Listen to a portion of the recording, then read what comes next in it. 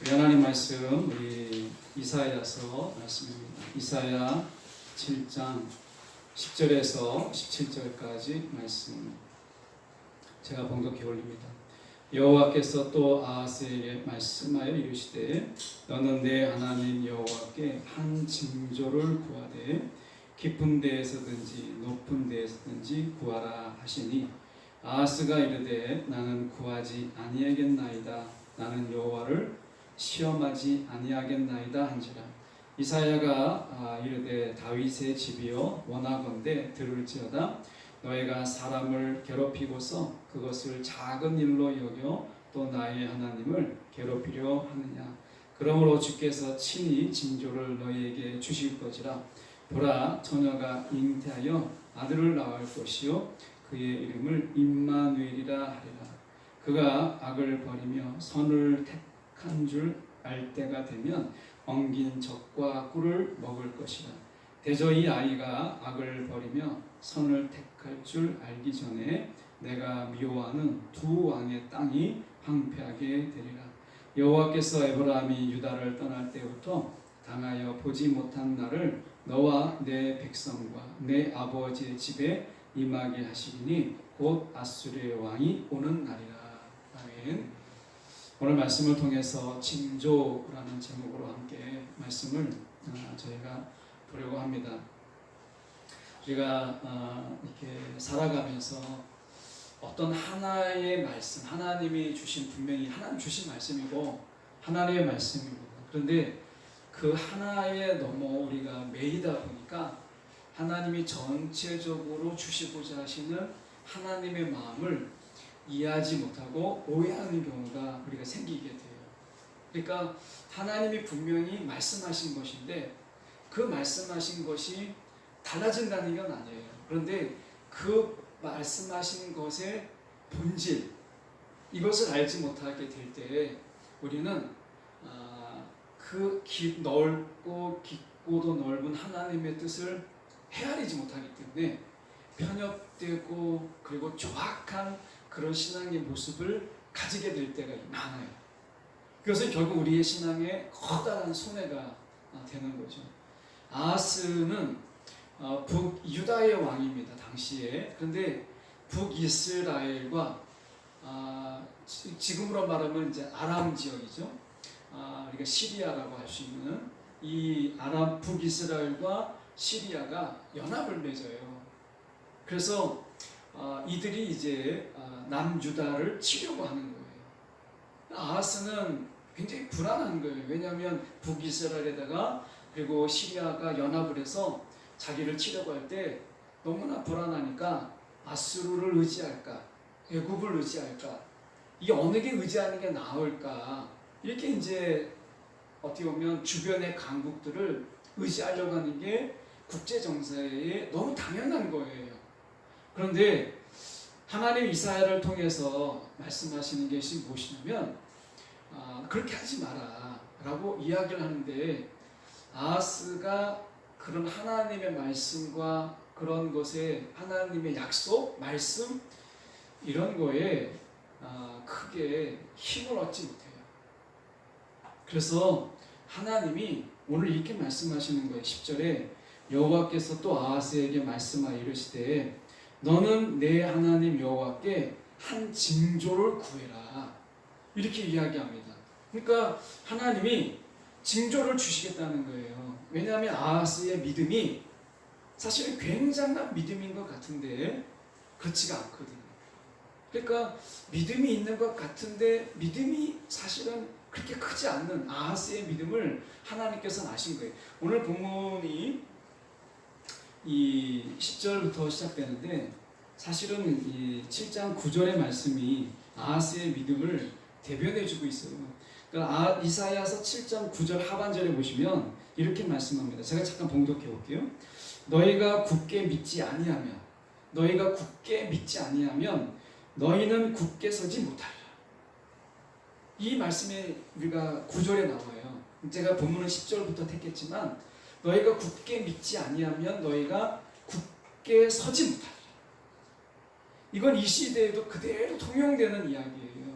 그러니까 내가 굳게 믿지 아니하면 내가 서고 싶어도요, 믿음이 나를 세우는 거기 때문에 내가 굳게 믿지 아니하면 내가 굳게 설 수 없다는 거예요. 우리는 내가 믿음이 없어도 내가 설 수 있어 라고 하는 거죠. 이게 뭐냐면 아하스의 경우에는 애굽을 의지하거나 아수르를 의지하는 거예요. 내가 믿음이 없어도 내가 설 수 있다고 생각하고 그런 방법을 찾죠.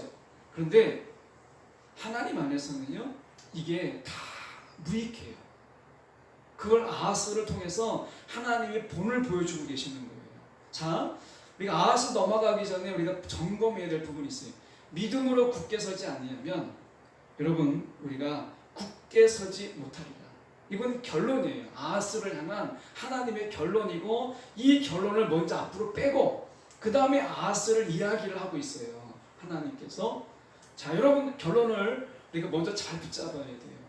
내가 믿음으로 내가 굳게 믿지 아니하면, 내가 이 시대에 정말 굳게 믿지 아니하면 내가 굳게 설 수 없다. 이 말씀을 아하스로 하나님이 증명하시는데, 하나님이 아하스에게 말씀합니다. 징조를 구해라 라고 얘기하니까 어떻게 얘기하냐면, 이 아하스가 이렇게 이야기합니다. 12절에 보십시오. 보면 이렇게 이야기해요. 아하스가 이르되 나는 구하지 아니하겠나이다. 나는 여호와를 시험하지 아니하겠나이다. 이렇게 얘기합니다. 신명기에 분명히 여호와를 시험하지 말라 라고 이야기하죠. 시험하지 말라. 여호와를 시험하지 말라 라고 이야기하는데, 그래서 아하스가 하나님이 너가 징조를 구해라. 내가 징조를 주겠다. 너의 믿음을 더 굳게 세워주기 위해서, 내가 굳게 그 믿음 안에 서기 위해서 내가 징조를 주겠다라고 하나님이 먼저 제의를 했어요. 그런데 아하스가 어떻게 했냐면, 나는 하나님을 시험하지 않겠습니다. 이렇게 이야기를 해요. 그러면서 그가 뭐라고 해요?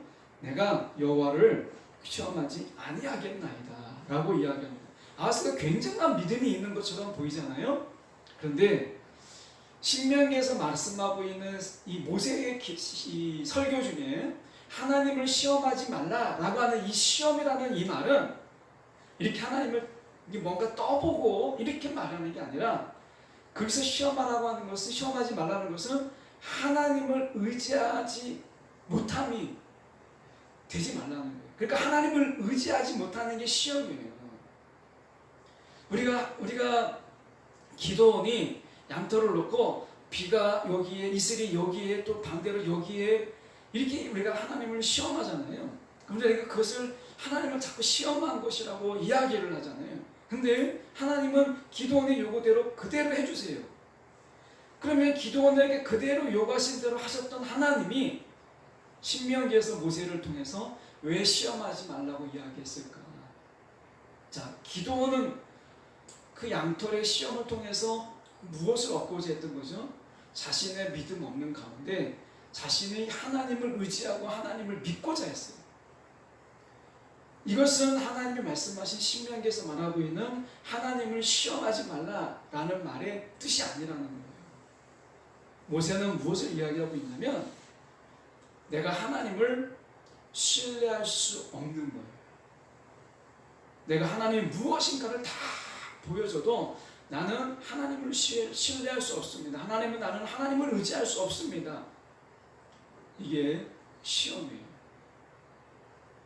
여러분, 오늘 우리 가운데 하나 예를 들면, 하나님 우리 가운데 은혜를 주시고 말씀의 경험을 주시고, 그래서 우리가 하나님을 정말 의지할 만한 분이다, 정말 하나님을 신뢰할 만한 분이다 라고 우리 가운데 많은 것을 보여주시잖아요. 그런데 우리가 시험하지 말라고 하는 것은, 나 하나님을 믿고 의지하는데 내가 믿음이 자꾸 흔들려요. 그래서 더 큰 믿음을 내가 가질 수 있도록 하나님 나에게 이러이러한 것을 보여주세요 라고 하는 것은 시험이 아니에요. 모세가 말하고 있는 시험이라고 하는 것은, 내가 도저히 하나님을 믿을 수 없는데 믿지 않으려고 하나님께 요구하는 것을 이야기하는 거예요. 이걸 시험이라고 하는 거예요. 다시 말하면 처음부터 내가 하나님을 믿으려고 하는 게 아니고 내가 하나님을 신뢰할 수 없는 분이고 하나님을 믿을 수 없는 분이에요. 그런데 나의 믿음이 없음을 하나님 앞에 변명하기 위해서 하나님께 뭔가를 요구하는 것, 이것을 시험이라고 하는 거예요.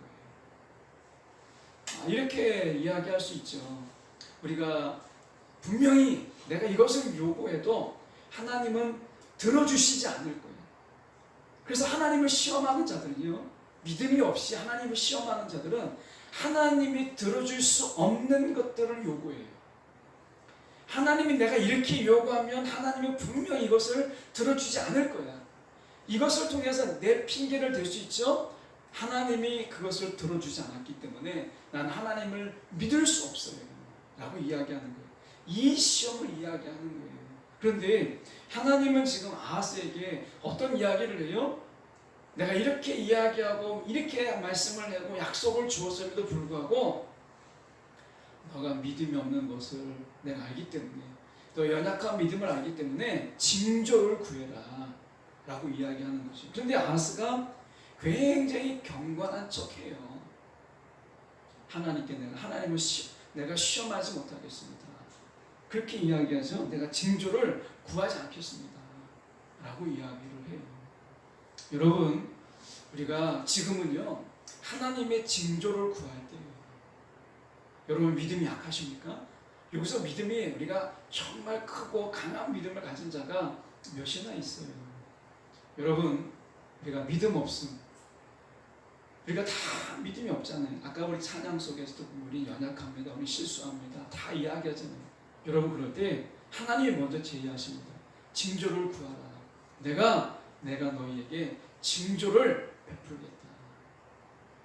하나님의 말씀은 이렇게 말씀합니다. 징조를 구하되, 11절에 보시면 여호와께 한 징조를 구하되 깊은 데에서든지 높은 데에서든지 구하라 라고 말씀하시잖아요. 깊은 어떤 수렁 속에, 높은 어려움 속에 내가 감당하지 못한 상황에 있을지라도 징조를 구하라. 하나님께서 그 징조를 우리 가운데 보여주시겠다는 거예요. 여러분, 우리는 지금 어려운 상황 속에서 우리가 살아가고 있잖아요. 정말 우리가 믿음 하나 둘씩 다 까먹고, 어떻게 보면 우리가 지금의 이 겨울에 어떻게 보면 사실 먹을 게 없는, 사실은 우리가 궁핍한 겨울이거든요. 여름과 봄의 은혜로 다 내가 축적했던 것들, 이런 모든 것들이 영적 지금 이 어떻게 보면 겨울을 맞이하고 있잖아요. 영적 겨울 속에서 내가 축적해놨던 믿음을 꽃감 빼먹듯이 다 빼먹고 있지 않으세요? 그러다가 이제 그게 바닥이 보이고 이제 끝이 보이는 거예요. 여러분, 그럴 때 우리는 어떻게 해야 될까요? 하나님이 먼저 말씀하셨어요. 징조를 구하라 라고 이야기합니다.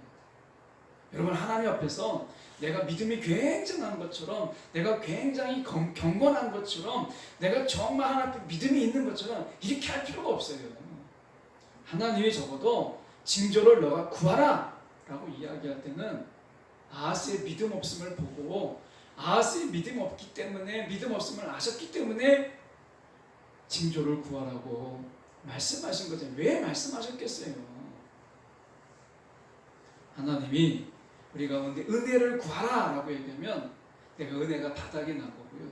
믿음을 구하라 하면 내게 믿음이 없는 거고요.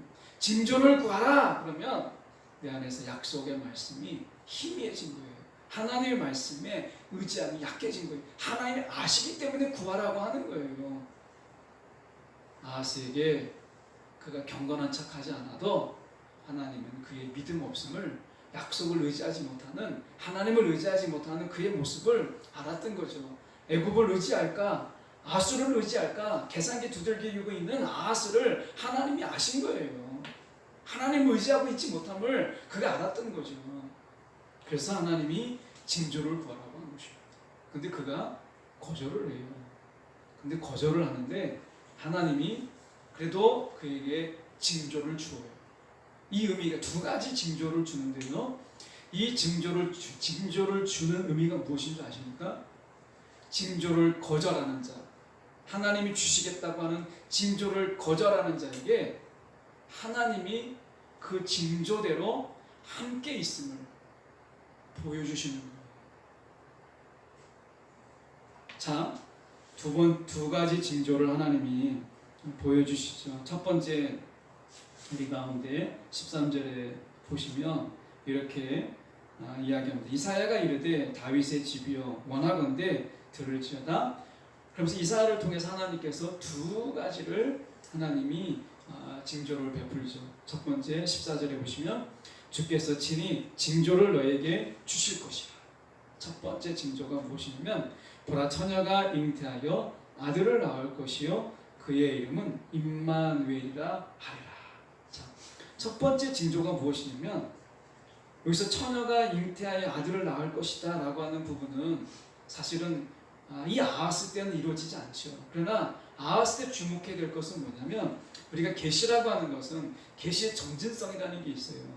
우리가 신학적으로 이 말씀의 의미는 다중적인 의미가 있는 거죠. 아하스 때 성취되는 징조가 있고 더 넓게 이 기회를 통해서 하나님의 계시가 더 먼 징조 계시를 하나님이 보여주는 거예요. 그러니까 이 아하스 이후에 온 인류에게 해당되는 징조, 이것이 예수 그리스도를 통해서 마리아를 통해서 동정녀 마리아를 통해서 예수를 낳는 거죠. 우리는 알잖아요. 그런데 아하스 때는 이것이 이루어지는 게 아니고 아하스 때 징조는 아하스가 다 이해하지 못했지만 뒤에 부분은 분명했어요. 그의 이름을 임마누엘이라 하리라. 하나님이 너와 함께 하신다. 이거였어요. 아하스가 무엇을 몰랐어요? 하나님이 나와 함께 계신다. 만군의 여호와가 나와 함께 계신다. 이것을 전능자가 나와 함께 계신다라는 것을 알지 못했잖아요. 그러니까 이 징조를 그에게 말씀한 거예요. 자, 15절에 구체적인 징조의 내용을 우리가 이야기합니다. 그가 악을 버리며, 자, 한 아이가 있어요. 한 소년이 있겠죠.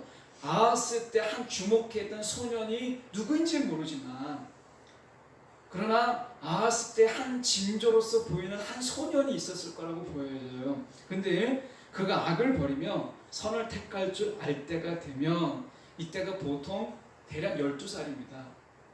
우리가 지금의 어떻게 할례 받을 나이, 예수님이 12살 때 성전에 올라가잖아요. 12살이라고 본다면 우리가 어린아이죠. 근데 그 아이가 엉긴 젖과 꿀을 먹을 것이라 이렇게 얘기해요. 이렇게 생각하면 우리가 다 음식 없고 식량 다 빼앗기고 전쟁의 폐하 속에서 정말 엉긴 젖과 꿀을 먹는 그런 전쟁의 폐허를 묘사하는 것처럼 보이지만 사실은 이 엉긴 젖과 꿀은요, 당시에 왕족들만 먹을 수 있는 음식이었어요. 그러니까 왕족이 아니고서는 먹을 수가 없는 거예요. 근데 이 아이가 적어도 왕족의 아이거나 이 궁에서 살고 있는 한 소년이죠. 그 아이가 엉긴 젖과 꿀을 먹을 것이다 라고 이야기를 해요. 그러면 이 말이 무엇이냐면 왕궁에서 먹을 수 있는 양식은 남아 있었다는 거예요. 이 엉긴 젖과 꿀이 먹을 수 있다는 것은 왕족은 평온했다라는 거예요. 왕가에는. 또 하나 그게 보여줄 수 있는 게 뭐냐면 이렇게 이야기합니다. 16절에 대저 이 아이가 악을 버리며 선을 택할 줄 알기 전에 내가 미워하는 두 왕의 땅, 다시 말하면 북이스라엘과 또 하나가 시리아죠. 이 시리아의 땅이 황폐하게 되리라. 이게 첫 번째 징조예요. 그러니까 하나님께서 한 아이가 궁에서 엉긴 젖과 꿀을 먹을 수 있도록 하나님이 지켜주신 거죠. 유다를 지켜주신다는 것을 상징적으로 보여준 거예요. 그리고 지금 북이스라엘과 시리아, 너가 떨고 있고 불안해하고 있는 그 두 왕을 황폐하게 하리라. 이게 첫 번째 징조의 성취예요. 하나님은 징조를 믿지 못하는 그에게 징조의 성취를 통해서 아하스를 부끄럽게 한 거예요. 자, 우리가 여기서 기억해야 될 게 바로 그거예요. 하나님이 우리 가운데 부족한 줄 알고 구하라고 이야기할 때요, 여러분 그것을 내가 진실하게 간절함으로 구하는 게 여러분 그게 경건인 거예요. 그게 하나님은 구하라고 했는데 나는 하나님을 시험하지 않겠습니다. 이건 절대 경건이 아니고 교만이라고 하는 거예요. 아하스에게 하나님이 기회를 주셨잖아요. 징조를 구하라. 그러니까 징조를 구하지 않으니까 이사야를 통해서 징조의 시련 두 가지를 이야기하는데 하나는 북이스라엘과 시리아의 황폐한 완전한 멸망이에요. 또 하나는 우리 가운데 이렇게 말씀하죠. 지금 17절에 우리가 하반절에 보시면 우리가 곧 아수르 왕이 오는 날이라 라고 얘기합니다. 자, 17절을 자세히 읽어보면 여호와께서 에브라임이 유다를 떠날 때부터 당하여 보지 못한 날을 너와 내 백성과 내 아버지 집에 임하게 하시리니 이렇게 얘기해요. 그러니까 북이스라엘과 남유다가 갈라진 이후에 남유다가 이때까지 경험하지 못한 엄청난 전쟁이 있게 되는 거예요. 실제로 그래서 아수르가 이 남유다의 80%를 따진다면 80%를 완전히 황폐화시키고 점령합니다. 그리고 하나님께서 그 20% 남은 상황 속에서 이스라엘을 남유다를 건져주세요. 보호해주세요. 80%가 다 무너집니다. 그런데 20% 남겨놓고 이 남유다를 지켜주세요. 두 번째 징조가 무엇이냐? 성취가 무엇이냐? 결국에는 우리가 남유다도 하나님의 이 진노 속에서 아수르 왕이 그 남유다를 완전히 80% 정도를 황폐하게 하는 거예요. 역사가들은 이야기를 해요. 우리가 역사에서 가정은 없지만 만약에 이 아하스가 하나님의 징조를 구하라고 했을 때 그가 경건함으로 기쁨으로 만약에 그것을 구했다면 아하스의 역사는 바뀌었을 것이다 라고 하는 것이 역사학자들의 이야기예요. 자, 여러분, 우리가 여기서 주목해야 될 게 무엇이냐면 하나님이 징조를 주시겠다고 이야기했어요. 징조. 이것을 보고서라도, 이것을 내가 붙잡아서라도 너의 믿음을 지키라는 거예요. 말씀으로 믿을 수 없다면, 하나님의 약속을 네가 의지할 수 없다면, 이스라엘을 통해서 선포된 그 약속을 너가 바라볼 수 없다면 내가 직접 징조를 너에게 주겠다. 이걸 구하라고 이야기했잖아요. 저는 이 시대가 우리 가운데 징조를 구할 때가 아니냐라고 하는 거예요. 하나님께 징조를 구할 때다. 믿음 다 까먹고 은혜 꽃감 빼먹듯이 다 까먹고 바닥날 때는요, 여러분, 우리가 채울 수 없어요. 하나님의 것으로 채워야 되는 거예요. 그게 징조였어요. 아하스에게 있어서. 그래서 아하스에게 징조를 구하라 라고 이야기하는 거예요. 참 우리가 시험 들지 마, 하나님을 시험 들지 마, 하나님을 시험하지 말라 라고 하는 것을 다르게 표현하고 있는 게 뭐냐면 13절의 하반절의 말씀이에요. 하나님을 시험 들게 한다는 말에 다른 말로 표현하는 것이 13절 하반절에 이야기해요. 나의 하나님을 괴롭게 하는 거예요. 하나님을 괴롭게 하는 게 시험인 거예요. 아니, 우리가 믿음이 없어서 우리가 하나님의 백성이고 하나님의 자녀인데 우리 자녀가 믿음이 없어요. 뭔가 약해요. 뭔가 할 수 없다고 아버지께 도움을 요구할 때 여러분 어떻게 하세요? 여러분이 이제 아버지가 되고 어머니가 돼서 여러분이 자녀가 나에게 뭔가를 좀 도와달라, 내가 이렇게 할 수가 없다라고 하면 여러분 어떻게 하시겠어요? 왜 나를 괴롭게 하느냐? 이렇게 말씀하면서 여러분 거절하시겠습니까? 아니면 그 도움의 손길이 어떻게 하겠어요? 내가 도울 수 있는 한 기쁨으로 내 자녀를 도울 수 있다는 것, 내가 힘이 되어줄 수 있다는 것을 여러분 왜 기쁨으로 여기지 않겠어요? 그걸 괴로움으로 여기시겠어요? 오히려 괴로운 게 뭐죠? 내가 도와주고 싶고 내가 힘이 되어주고 싶은데 그걸 거절하는 거예요. 내가 알아서 하겠다는 거예요. 내가 혼자 해보겠다는 거예요. 내가 혼자서 다 하겠다는 거예요. 아버지 상관 말라는 거예요. 엄마는 상관 말라는 거예요. 여러분, 이게 여러분 하나님을 괴롭게 하는 거예요. 시험이라고 하는 게 바로 그런 거예요. 여러분, 하나님이 도와주시겠다고 할 때, 하나님이 내가 해주겠다고 할 때 내가 아멘, 감사합니다, 받아들이는 거예요. 이게 하나님을 기쁘게 하는 거예요. 괴롭게 하는 게 아니라는 거예요. 지금은 우리가 하나님 은혜 안에서 믿음을 구할 때, 믿음을 구할 때, 내가 하나님의 말씀을 붙잡고만 의지하는 게 안 되면 오늘 아하스에게 하나님 허락하신 것처럼 오늘 우리 가운데도 동일한 하나님의 약속이고 하나님의 허락이 있어요. 징조를 구하라. 징조. 하나님의 약속을 붙잡고 하나님의 말씀을 붙잡고 하나님을 의지하는 것이 내가 너무 힘들어요. 하나님에게 징조를 주시옵소서. 하나님 말씀하십니다. 이거라도 붙잡고 너가 서라. 말씀하시잖아요. 아하스에게. 진짜 경고는 뭐죠? 다른 거 아닙니다. 진짜 경고는 내가 하나님을 어떻게 해서든지 붙잡으려고 하고 어떻게 해서 내가 하나님을 붙잡는 것을 경건이라고 하고요. 우리가 하나님 앞에서 경건치 못하다라고 하는 것은 하나님을 내가 의지하지 않는 것이 실제죠. 내가 하나님을 실제로는 붙잡지 않는 것을 우리가 경건치 않다라고 이야기하는 거예요. 자, 여러분, 하나님을 우리가 괴롭게 하고 있는 것은 아닌가라는 거예요. 그래서 오늘 하나님의 말씀 속에서 우리는 이렇게 봐야 돼요. 지금 말씀의 17절로 결론적으로 가서 보시면 여호와께서 에브라임 유다를 떠날 때부터 당하여 보지 못한 날을 너와 내 백성과 내 아버지 집에 자 너와 이렇게 되어 있잖아요. 아하스를 이야기하죠. 너와 징조는 아하스에게 주셨는데 아하스가 거절하니까 이 징조의 시련을 누가 경험해요? 너와 그리고 내 백성과 그리고 내 아버지 집에 임하게 하시리니 라고 이야기하는 거예요.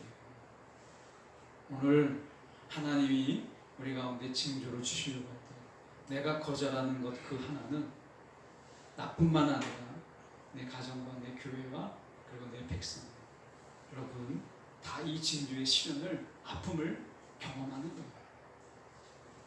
그래서 하나님의 이 징조의 시련을 통해서 어떻게 하나님의 보호하심이 있긴 하지만 80%가 어마어마한 피해가 유다에 임하게 되는 걸 보게 돼요. 아수르를 의지한 대가예요. 하나님을 의지하지 않는 대가, 징조를 구하지 않는 대가에 징조의 시련을 그가 경험하게 되었다라는 거예요. 여러분, 우리가 믿음을 위하여 하나님께 은혜도 구하고 징조도 구하고 하나님께 능력을 구하는 것 이게 하나님을 괴롭게 하는 게 아니다 라고 하는 거예요. 여러분 오늘 아하스에게 주셨던 이 약속의 말씀 저는 하나님의 음성으로 이 시대 우리가 들어야 될 하나님의 음성이라고 저는 생각해요. 11절에 너는 내 하나님 여호와께 한 징조를 구하되 라고 말씀하시잖아요. 저와 여러분이 내가 하나님의 이 징조 내가 이것이라도 붙잡고 하나님 서겠습니다. 이런 마음으로 설 수 있는 저와 여러분 되기를 간절히 소망합니다. 기도하겠습니다. 사랑이 많으신 하나님 아버지 주님의 시간에 기도합니다. 오늘도 주님께서 우리 가운데 징조 이런 어려운 가운데 힘든 세상 속에서 약속의 말씀을 붙잡는 것이 참 힘들고 하나님의 말씀을 붙잡고 산다는 게 버거운 것을 아시기에 아하스에게처럼 어떻게 해야 되는지 모르지 어떻게 할 바를 알지 못하는 가운데 하나님 징조를 구하라 말씀하신 그 음성을 우리에게도 들려주시고 그 음성 듣고 붙잡고 구하게 하여 주시옵소서. 살아계신 예수 그리스도를 받들어 기도드렸나이다. 아멘.